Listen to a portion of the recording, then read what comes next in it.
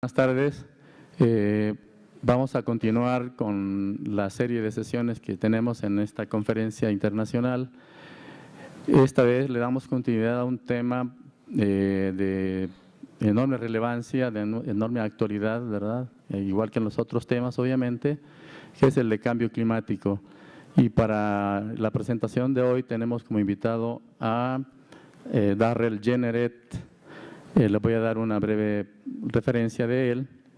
Él es un profesor asociado, viene de Carolina del Norte, de Estados Unidos. Darrell comes from the U.S., from North Carolina.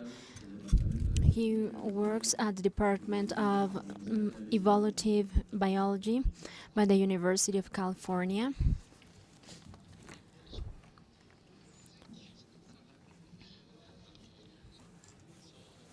Eh, 20 minutes. Okay. Muy bien. Disculpe. And our guest from the United Nations Program for Development has just arrived. I was reading Darren's resume, and I was telling you that he's post-PhD intern by the University of Arizona. He has postdoctorate research on handling of carbon tension in Ohio. He has a PhD in the Department of Vegetal Biology by the University of Arizona. He has a degree in science by the Technological Institute of Virginia. He's been assistant professor at the University of California. His current position is that of associate professor at the Department of Botanics and Vegetal Sciences of the University of California.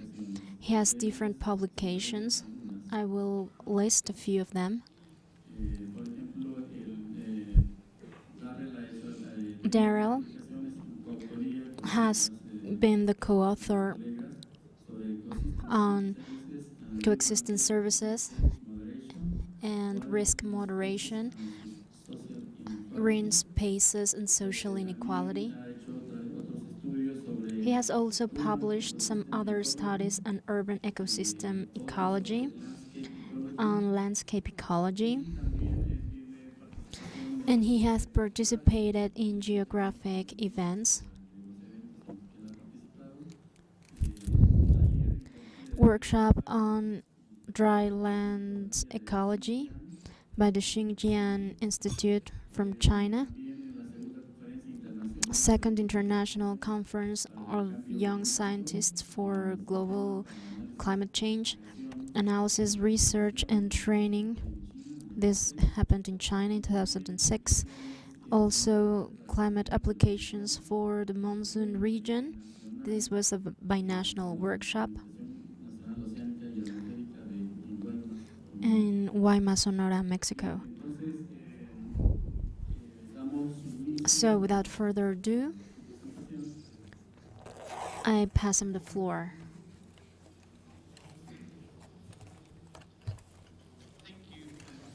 Gracias por esta oportunidad de hablar aquí. Es un placer. Me gustaría agradecer a los organizadores por haberme invitado y poder interactuar con ustedes durante toda la conferencia.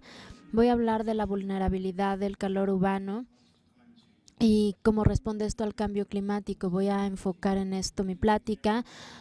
Este es un ejemplo de mi investigación en la Universidad de Phoenix, Arizona. En primer lugar, me gustaría agradecer a toda la gente involucrada en esta investigación, gente que ha participado directamente, así como también las instituciones que han proporcionado fondos y que han patrocinado esta investigación de forma tan generosa.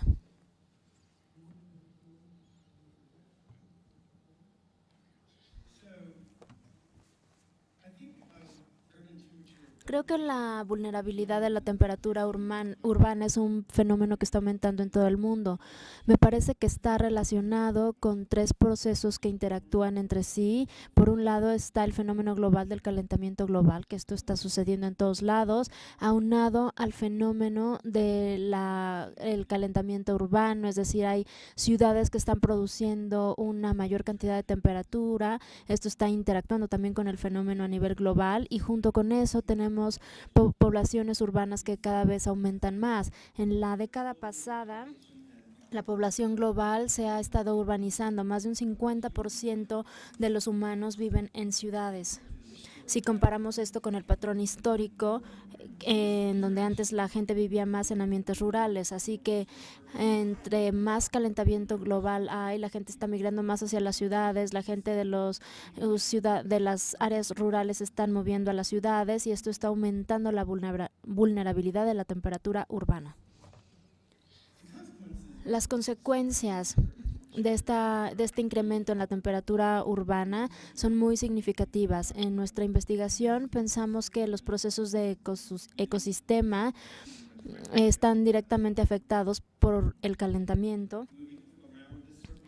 Y aquí vemos el uso de la electricidad, que es otro proceso que está contribuyendo al calentamiento global, por ejemplo, el extremado uso de aires acondicionados está contribuyendo al calentamiento global, nos está llevando a tener más efecto invernadero, un mayor calentamiento, mayores costos económicos. También, aunado a esto, se tiene un mayor uso del agua, la tasa de evaporación también se está aumentando debido al calentamiento y esto tiene un impacto porque la gente quiere tener cada vez más confort, pero bueno, se aumenta el gasto, se aumenta el consumo de energía y la mortalidad y la morbilidad se ven afectadas, también están aumentando. Hay una interacción entre todos los otros procesos, el uso del agua, el uso de la electricidad, entonces todo esto se resume en que se trata de preservar la salud humana y también el confort y la comodidad humanas.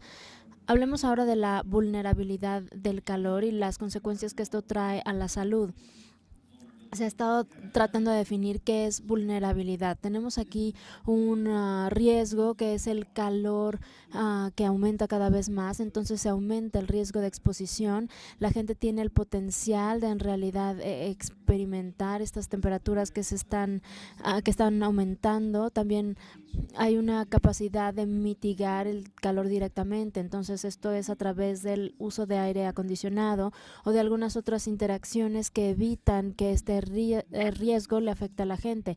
Y también la sensibilidad, la gente puede ser muy sensible al calor, hay otra gente que lo tolera un poco mejor. Hay gente que tiene muy buena salud y ellos son más robustos y van a tolerar mejor los cambios en la temperatura, pero piensen en alguien con una enfermedad crónica, niños pequeños o ancianos.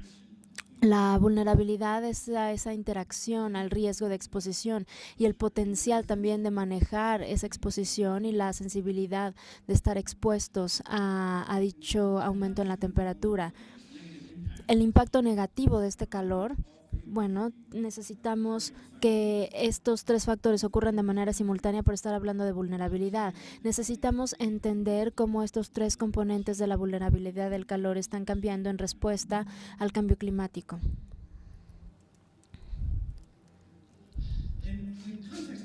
Ahora, dentro del contexto de toda esta conferencia, hemos estado pensando mucho acerca de la vulnerabilidad urbana al calor y al aspecto del cambio climático que trae consigo grandes necesidades de información geoespacial para reducir la vulnerabilidad. Tenemos que cuantificar la vulnerabilidad. Hay muchas herramientas geoespaciales en nuestra investigación para entender qué es lo que causa la vulnerabilidad geoespacial.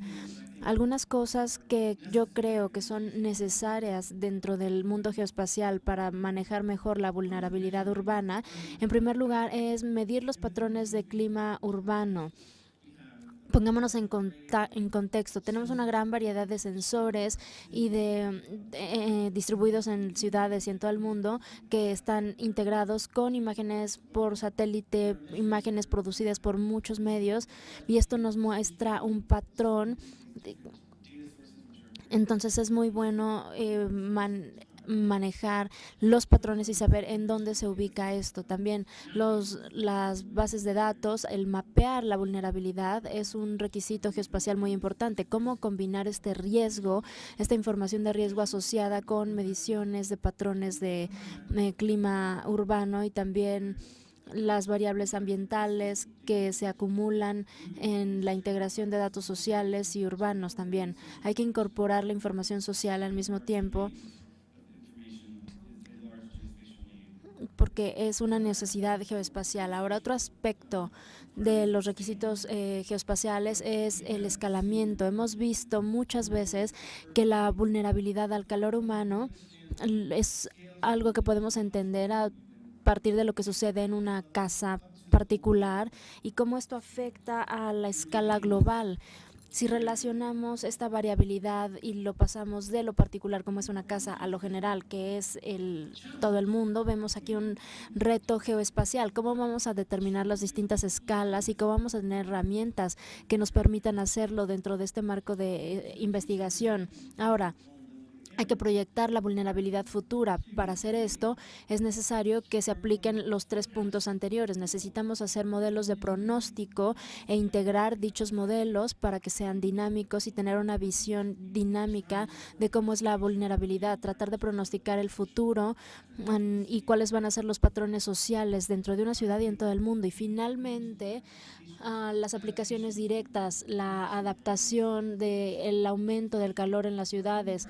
¿Cómo vamos a poder priorizar qué áreas en una ciudad o qué ciudades en el mundo necesitan enfocarse en términos de actividades de adaptación? ¿Cuál va a ser la adaptabilidad para tener estrategias de adaptación en una ubicación en particular? También algunos cambios son algunas estrategias de adaptación, por ejemplo. ¿Cómo podemos evaluar estos cambios en adaptación para manejar la vulnerabilidad urbana debido al cambio climático? Estas son algunas de las principales oportunidades geoespaciales que yo he investigado en mi trabajo para tratar de entender y para trabajar con este concepto de la vulnerabilidad urbana. Así que dentro de este contexto, voy a discutir con ustedes algunas de las investigaciones que yo he estado realizando con colegas en Phoenix, Arizona. Este es un mapa general de la región, es un mapa del 2010. El morado muestra el uso primariamente urbano, el amarillo son zonas agrícolas y rurales. El verde son las zonas que se han urbanizado rápidamente a través de los siglos. Queremos ver cómo es que estas ubicaciones están manejando los cambios en el clima y los cambios en la población. Hay un modelo y me parece que podemos ver este modelo en los patrones que se ven en un área desértica van a ser diferentes a los patrones que se encuentran en una ciudad en otro lugar del mundo. Hay muchísimos proyectos que se enfocan en Phoenix para tratar de entender esto porque es un desierto, pero al mismo tiempo hay un alto grado de urbanización. Entonces, es una ciudad que nos permite mucho entender muy bien esta vulnerabilidad urbana ocasionada por el calor, el aumento en el calor. De 1900 a 1910, aquí hay el número de días de heladas, donde la temperatura bajaba a -0, y los días de miseria, los días miserables, aquí les llamamos días miserables porque son días de altas temperaturas, de temperaturas extremadamente altas. Entonces vean esta comparación de días helados con días demasiado calurosos, y todo esto es en Phoenix. Entonces pueden ver que es un clima extremoso. Hay 30 días miserablemente cálidos por casi un número igual de días de heladas. Entonces vean que es un clima extremoso.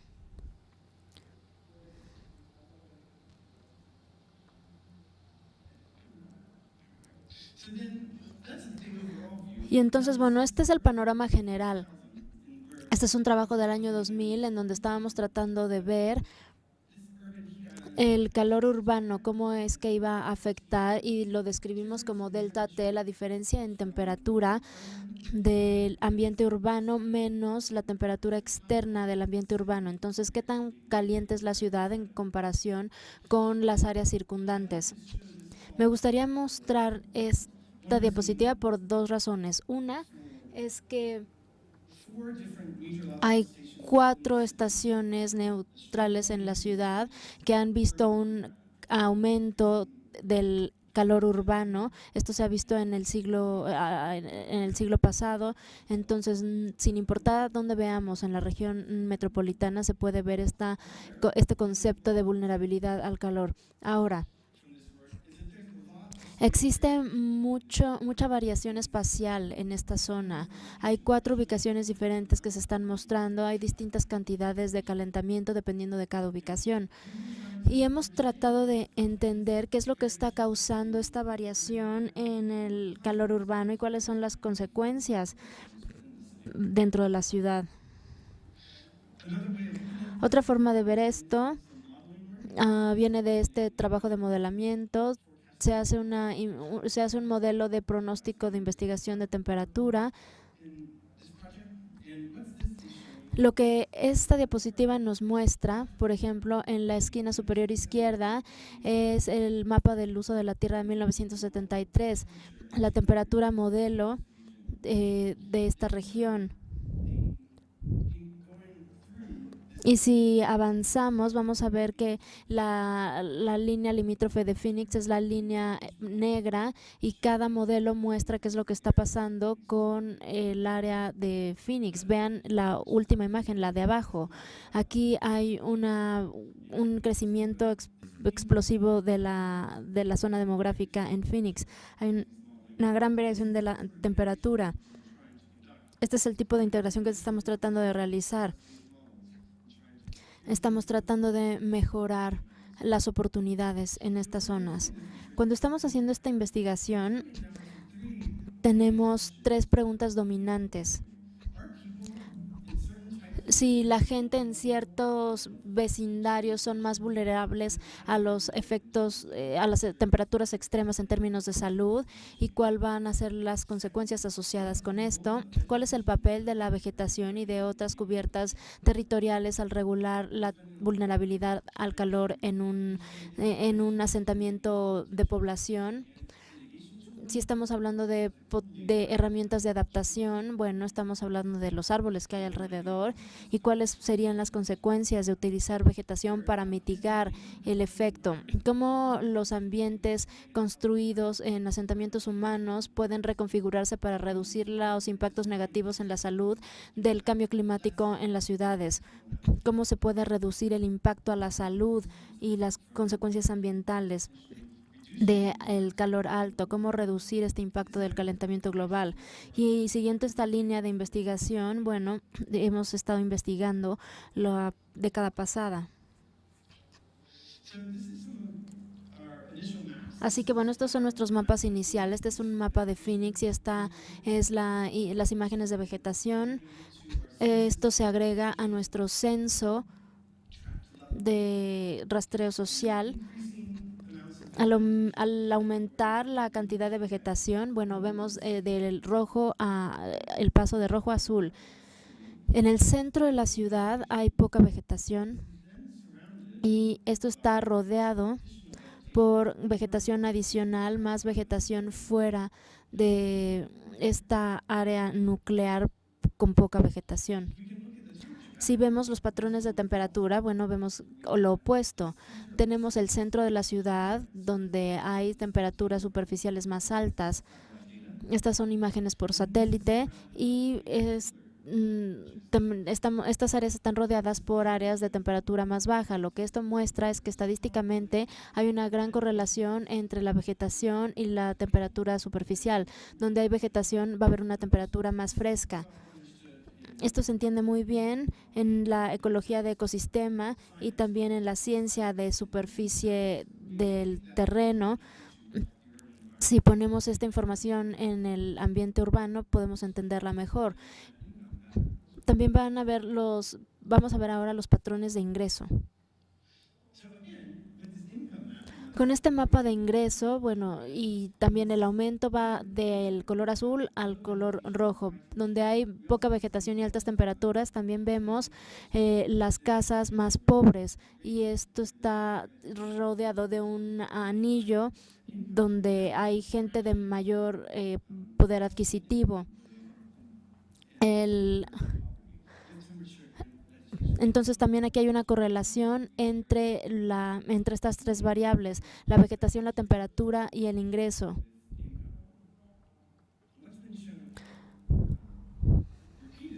Lo que se ha mostrado mucho es que el ingreso también está muy relacionado con la capacidad para manejar y la sensibilidad al calor. Este es un modelo estadístico donde se muestra la regresión parcial.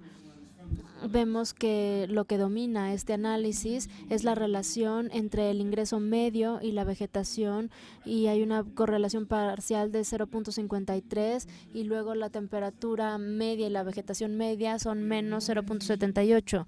A más vegetación se tiene una temperatura más fresca, y más vegetación está relacionada con un mayor ingreso. ¿Qué significa todo esto dentro del panorama del paisaje? Estos son dos mapas de vegetación urbana en dos áreas en la región de Phoenix. La esquina superior izquierda es un lugar de ingreso alto y el otro es de ingreso medio. Entonces es información de imágenes que nos da patrones de verde, es decir, árboles y pasto. Es muy evidente viendo este mapa que este vecindario de alto poder adquisitivo es más verde. Aquí hay más plantas, entonces es un lugar más fresco para vivir en comparación con este otro vecindario que es de bajo ingreso, donde hay muy poco verde y hay una mayor exposición al calor. Recientemente también hemos obtenido datos de temperaturas de superficie. Este es el de la izquierda es un vecindario de nivel alto, y el de la derecha es de ingreso bajo. Entonces aquí también, en términos de calentamiento superficial, podemos ver que el lugar de mayor poder adquisitivo es más fresco. Hay patrones de temperatura, cómo están relacionados con el ingreso. Esto nos lleva a hablar de vulnerabilidad, pensar directamente en vulnerabilidad y las consecuencias sobre la salud. Aquí hay un mapa que acabamos de producir. En la parte del fondo se ve el índice de vulnerabilidad al calor, el riesgo asociado con las altas temperaturas y las sensibilidades potenciales con base en edad. El aumento a la vulnerabilidad del calor aumenta el índice, y esto va de azul a rojo.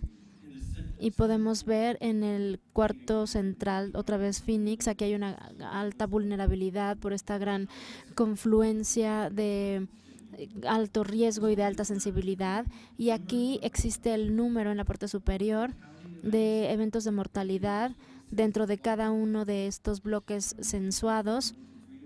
En la última década han aumentado de 1 a 3, y aquí hay una relación estrecha entre la cantidad de mortalidad y el índice de vulnerabilidad. Hay una interacción entre el aumento en el índice y mayor sensibilidad. Vemos que las poblaciones más vulnerables son las que están recibiendo el mayor impacto negativo. Vemos aquí hay una conexión entre la variación del clima urbano y los impactos a la salud que se pueden observar en la región.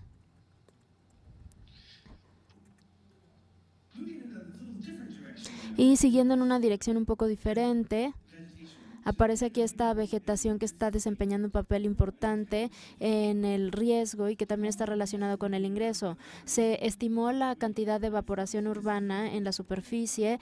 Esto es algo que me parece que establece un contraste muy importante a partir de lo que ya tenemos aquí. El potencial de enfriamiento de la vegetación es algo que nosotros queremos promover para reducir los impactos negativos a la salud y las consecuencias del calentamiento. Sin embargo, esta vegetación necesita mucha agua para mantenerse y ese es uno de los cambios esenciales que vamos a ver. ¿Cómo vamos a cambiar la salud o la electricidad por los requerimientos de agua, que en muchas zonas esto va a ser algo imposible de hacer? Entonces estamos tratando de hacer este tipo de análisis. Creo que en resumen, lo que yo espero es que lo que hemos visto en Phoenix, y creo que esto aplica a nivel más general, hay una variación en la temperatura urbana que ocurre extensivamente y es medible en escalas múltiples, desde un nivel de ciudad hasta un nivel de por hogar. La vulnerabilidad está distribuida geográficamente, está relacionada con el riesgo, pero también con la capacidad de manejo y de tolerancia y de sensibilidad. Todo está correlacionado. Los efectos de la vulnerabilidad están asociados con mortalidad y con la morbilidad. Entre más vulnerable es la población, va a tener efectos negativos a la salud mayores. La vegetación es una estrategia de adaptación y de mitigación.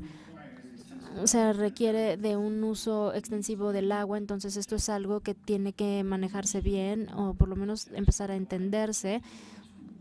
La vegetación se puede utilizar como herramienta y cómo los efectos de la vegetación y la vulnerabilidad varían. Y si pensamos en cuál es el pronóstico de la vulnerabilidad y de la vegetación, el papel que va a desempeñar en el mundo futuro, aquí es hacia donde apunta mucha de nuestra investigación. Entonces es un área en la que tenemos que poner atención y muchas gracias a ustedes por la suya.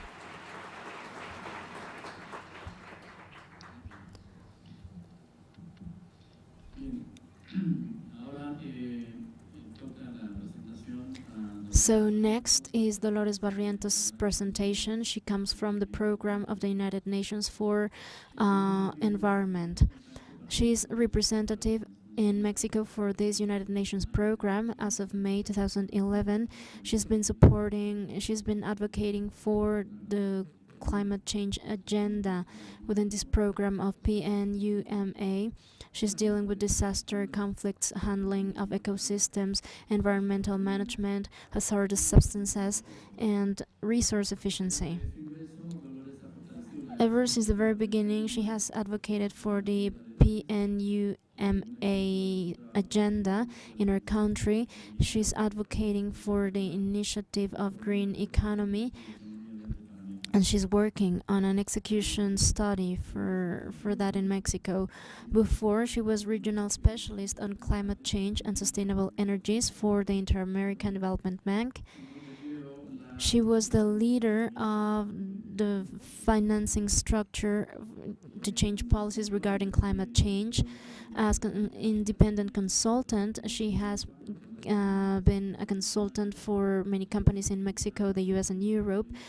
She's dealing with structured debt, carbon finance, project and development, and clean industries. She also has a broad trajectory in the financial sector in Mexico because she worked for many years at the National Bank of Foreign Trade.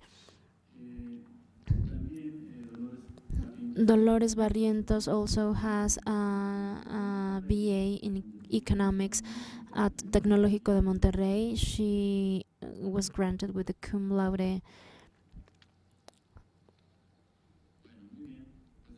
So without further ado, let's pass the microphone over to her. And let me remind you that we'll have a Q&A session at the end of this panel, so you will have the formats to start posing your questions.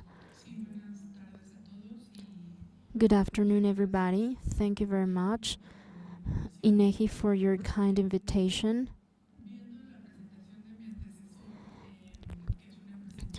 The previous presentation was really technical and very well landed to an area, to a city. I'd like very much to explain the definition of green economy from a more general perspective, from the vision of the United Nations and the PNUMA program. And let me share with you some of our visions on climate change. I want to share some task policies that our countries are endorsing. And all this is for you to have a better understanding of the concept. This might be a long presentation, but it's going to be very visual. I'm not going to stop and explain each one of my slides, because it wouldn't be possible for me to explain everything in just 20 minutes. So basically, we start from the fact that global economic growth has been based upon the unsustainable use of natural resources of our planet. This is a summary, and we took this summary over to the Rio meeting in December last year. This is a recap of the status of sustainable growth. At that moment, our Secretary General, before the meeting in Rio, he said that there are three pillars to sustainable growth. The environmental pillar was the one who was showing the greater progress.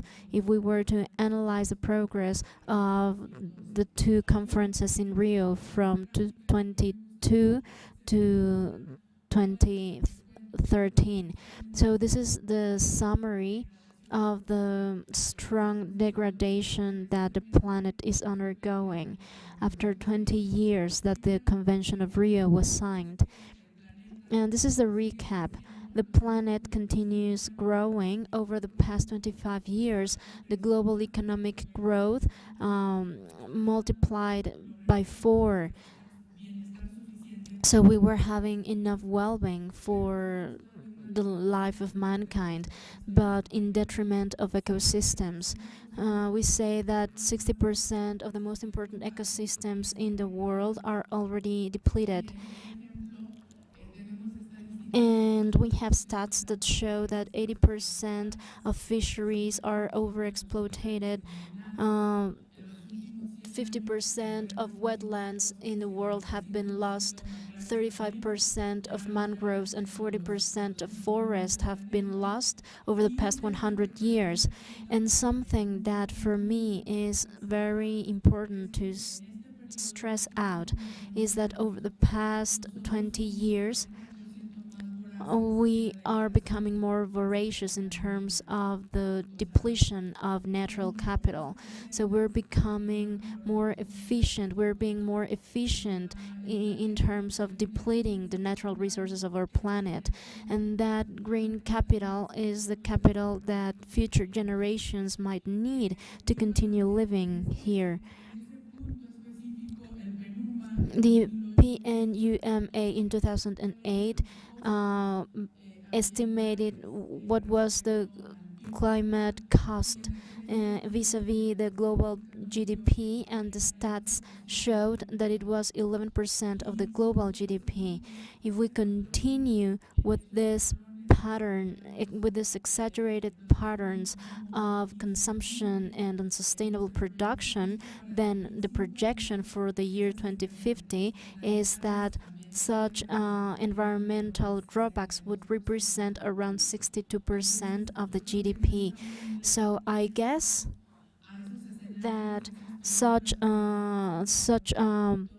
apocalyptic scenes that Hollywood movies depict are getting near if we don't change our patterns. And well,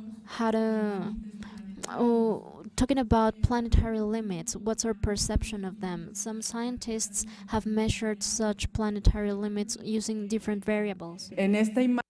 Like on this image, the green circle would be that we would be moving towards still sustainable limits of the variables.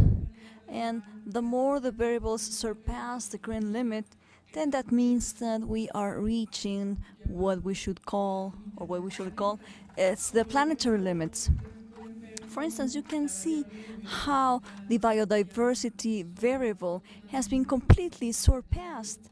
It's been surpassing the planetary limits, the nitrogen variables, through the excessive use of pesticides is also it has surpassed the planetary limits. And look, in terms of climate change, we surpass our comfort lines, and we are very quickly reaching also planetary limits on those levels as well.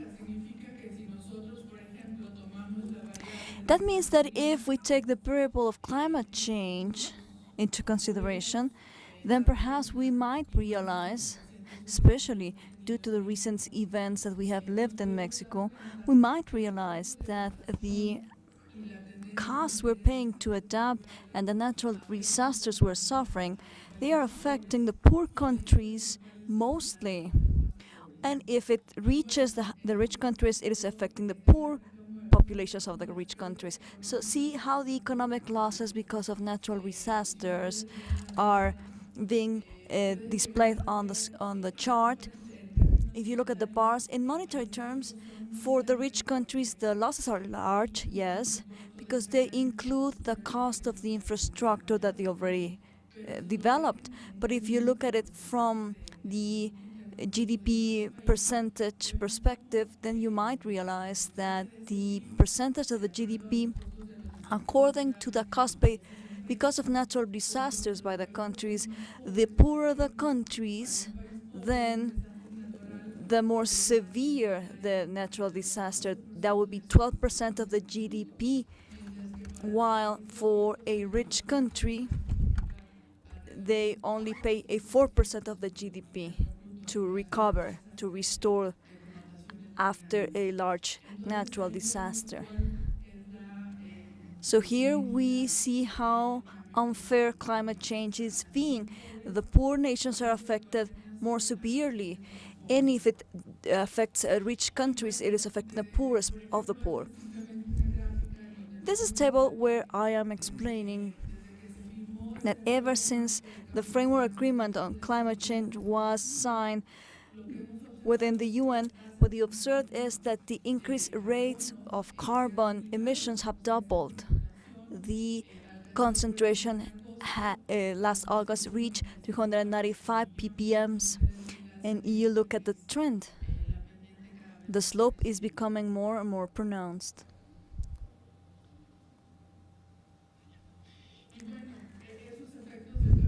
Due to climate change and the effects we've suffered from them, we see that the higher the intensity, they're causing higher intensity, they're happening more frequently, and the phenomena is more extreme. For instance, in 2012, the average temperature during the last 5 years that was measured was of around 14.58 degrees. But if we reach a 2% or 2 degrees centigrade, more than that, if we reach 2 more degrees, look at the maps. The climate phenomena will be multiplied. What does that mean?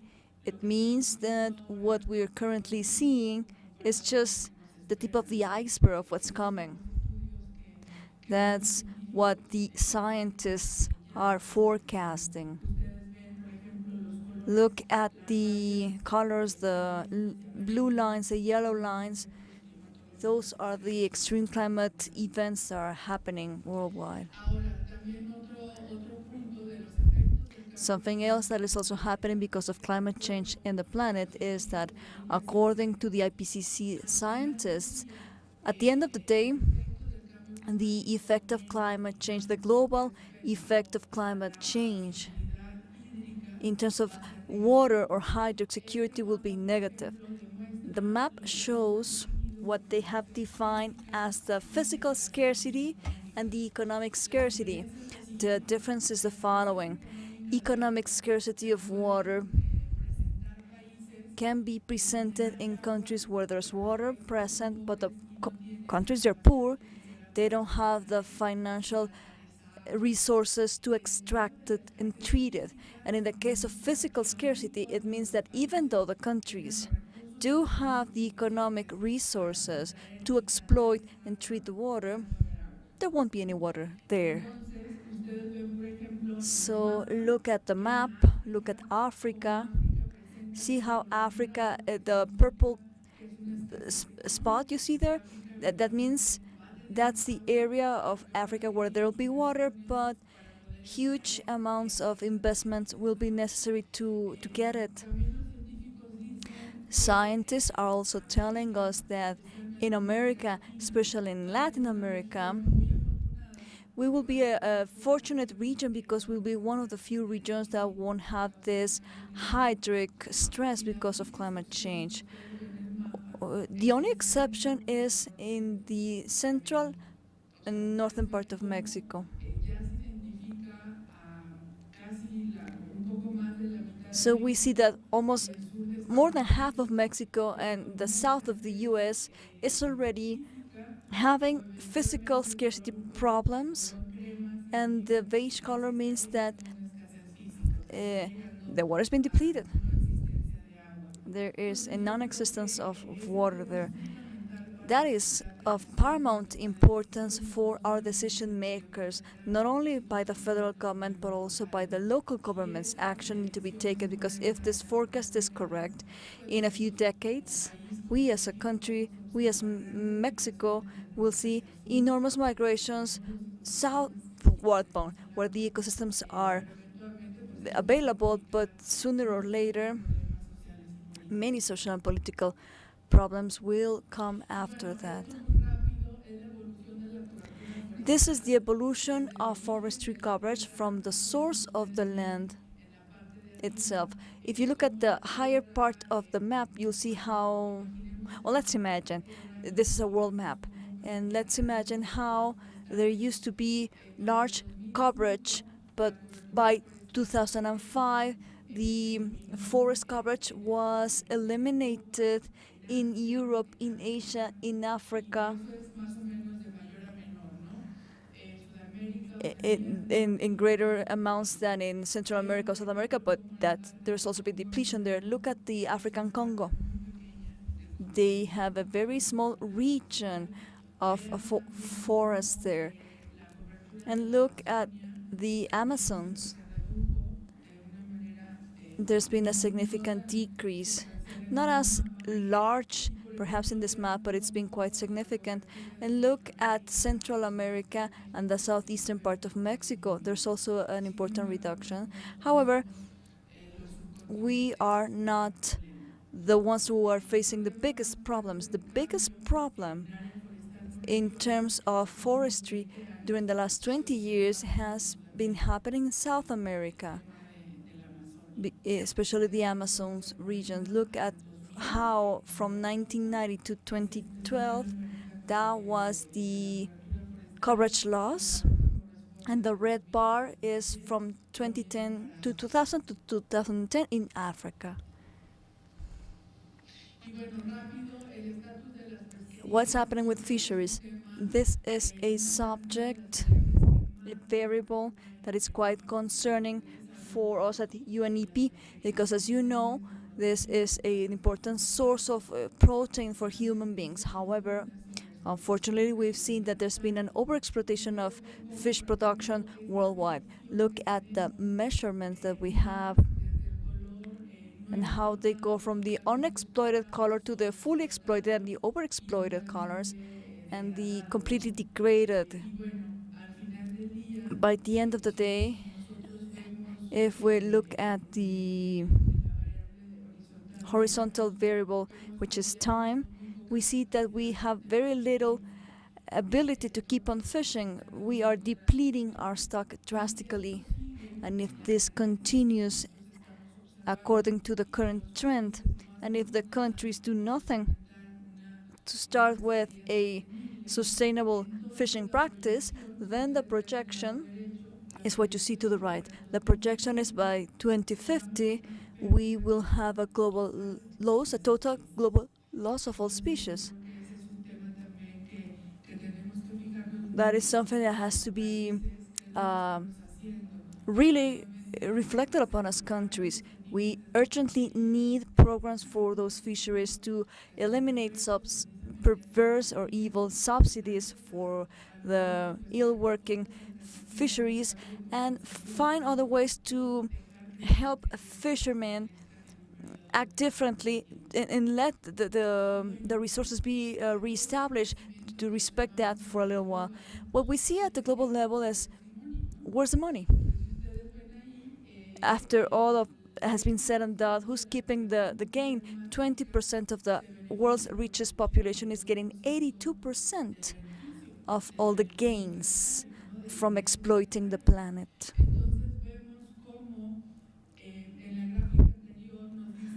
We saw on the previous chart that as humanity, as a planet, we've grown fourfold during the last 20 years, but the economic growth is creating social inequality and poverty with this type of curves, and this is just an environmental and social disaster in the making. What we have observed is that in the past, poverty was found mostly in the underdeveloped world. It was easy for us to see how the poor populations were very large in Africa or in the Southeastern Asia region. However, nowadays, due to the World Bank statistics, we know that around 1.3 billion poor people are living in what we would call the middle-income countries. The emerging economies like Mexico, like Brazil, like South Africa. That means that the emerging economies, with the exception of China, they have not solved their problem of poverty. They are making it worse if we look at it in terms of how fair the income distribution has been. Who's benefiting with the exploitation of natural capital, more specifically? On the slide, we see that by 2005, 20% of the richest populations of the world kept 77% of the natural capital consumption. So what we see once again is this lack of fairness of economy as we know it, as the business as usual, as the let's keep on doing all the things we've done in the past. We don't need to change. We've kept that attitude. That means that in monetary terms and financial terms,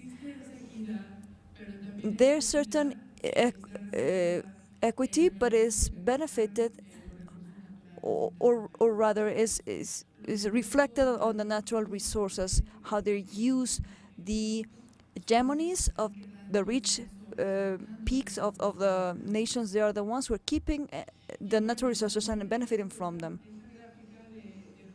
This is a breakdown of the global carbon footprint. Look at the first line, 1.8 hectares of biodiversity lost, and in the horizontal axis we see the percentage of the population that is below the ecologic footprint, the average one. I cannot read it correctly, but I think it's 15 plus 24 plus 10%, plus minus the average footprint of biocapacity, which is 1.8 hectare per person. But if we look at the right, the blue bar, we see how the percentage of the population is having a biocapacity of more than 2 hectares per person. So imagine if most of the population of the world is at a 1.2 hectare per person of the ability of the earth to biodegrade. There are people on the planet that are having a consumption of 6 times more the global average.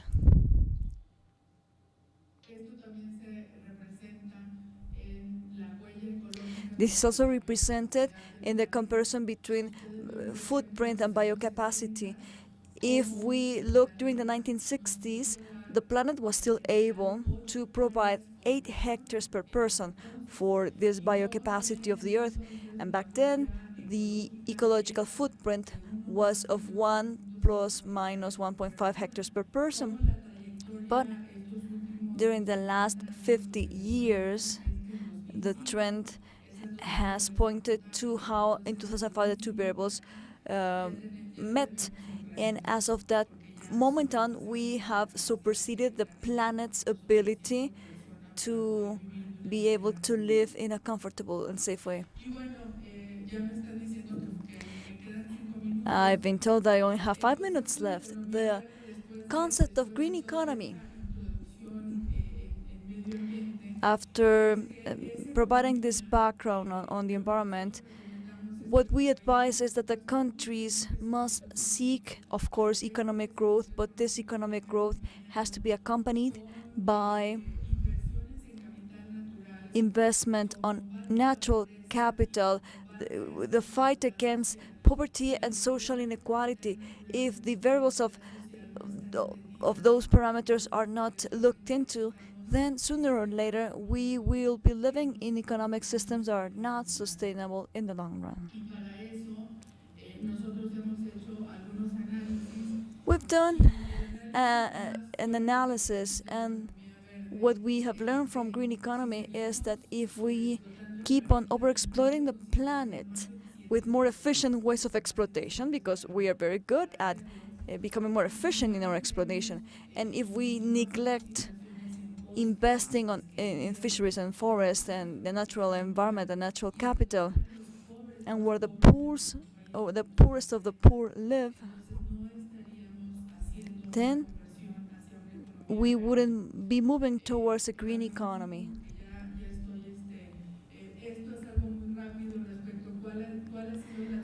So what's been the trajectory of some countries regarding the challenge of growing, but at the same time respecting the environment? See how during the last 25 years, the red balloon that you see up there is the US. The US is sacrificing a lot of the biocapacity for, again, it is only gaining in a dependent way. But the US is not alone. Other countries are having very exaggerated consumption patterns. We did a global study in November 2011. I highly recommend you read it on the web.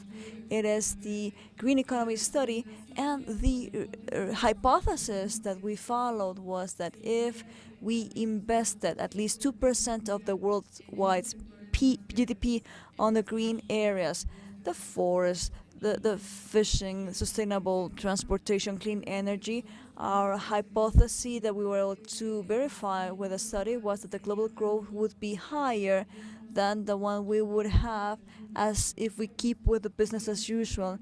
And at the same time, the growth on the cleaner, greener sectors could help us reduce poverty and social inequalities and to have a better preservation of the natural capital. We also speak of green employment. This is the econometric figures we got from green employment studies. For instance, that would mean higher investment on clean energy worldwide, especially in the emerging countries like China and India. It also speaks of poverty. For instance, this analysis states that 90% of the income of the poorest of the poor in our planet, for instance, people who are living in the Amazons in Brazil, they depend on 90% of the natural capital.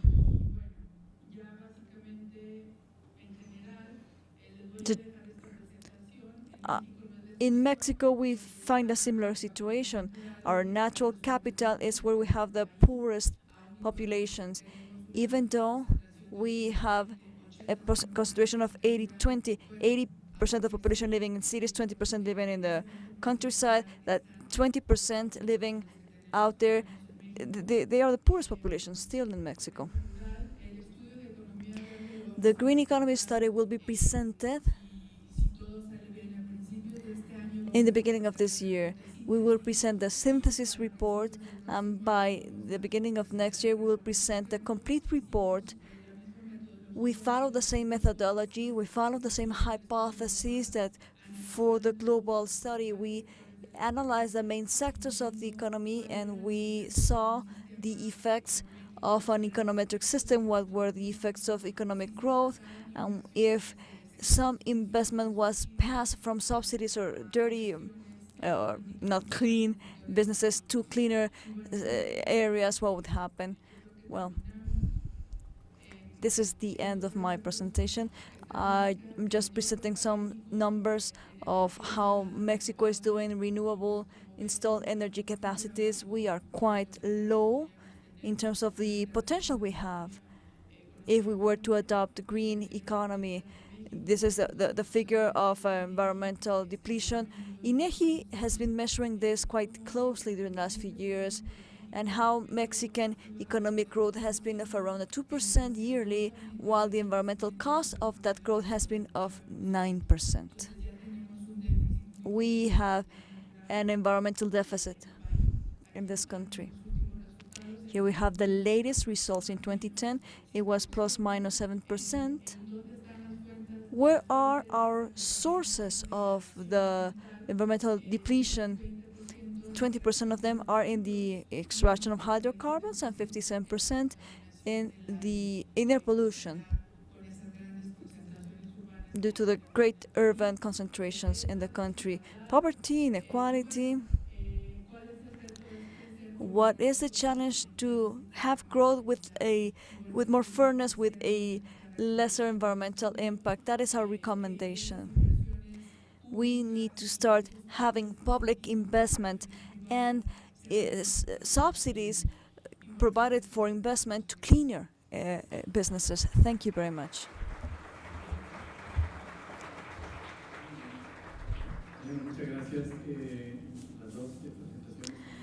Both of the presentations were very interesting. We thank our speakers.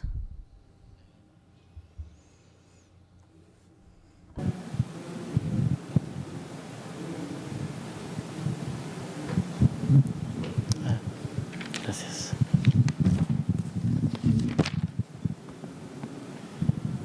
Bien, esta es una pregunta de Nilson. A question by Milson Correa Bedoya from Flaxo, Mexico. For the first speaker. And it says, could you please suggest a relationship between the land ordinance policies and the vulnerability conditions of populations according to their income? Security as an attribute of those that have a higher income, I think.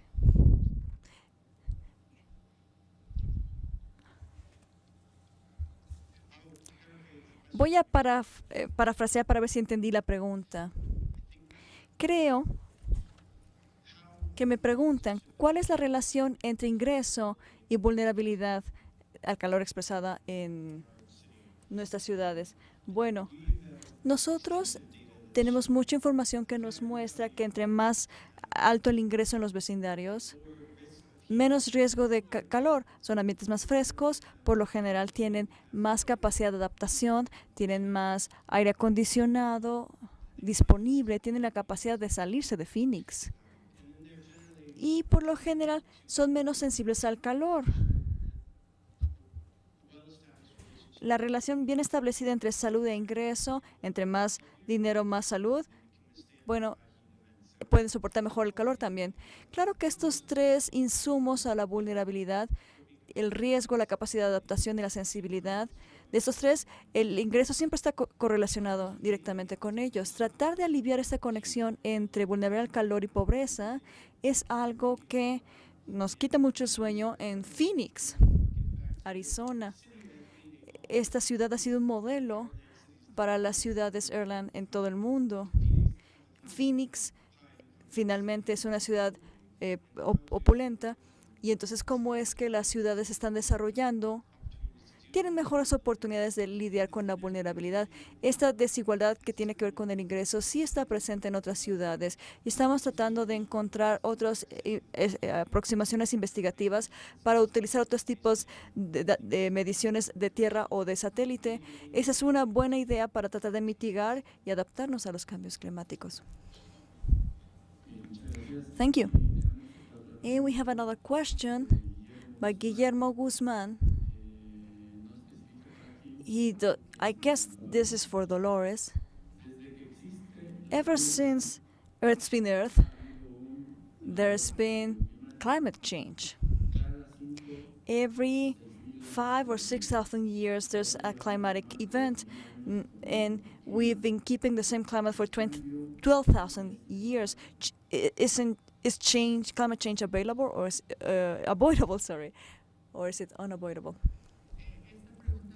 Well, this question is for the IPCC scientists, but I think that this question was answered some years ago. If you look at the charts of temperature increase and you see how there's been a substantial increase during the 19th century, for instance, when many countries became industrialized. But during the last 40 years, this growth of greenhouse emissions has been exponential, and the increase of average temperature has been exaggerated. So whether it's unavoidable because of the life on planet Earth, and whether the effect of human beings, are we causing or not causing climate change? That question has been answered many times by the scientific community during the last 10 years. There's no doubt about that. Muchas gracias. If there are no other questions, then we finish with the session. Please, let's give a round of applause to our wonderful speakers.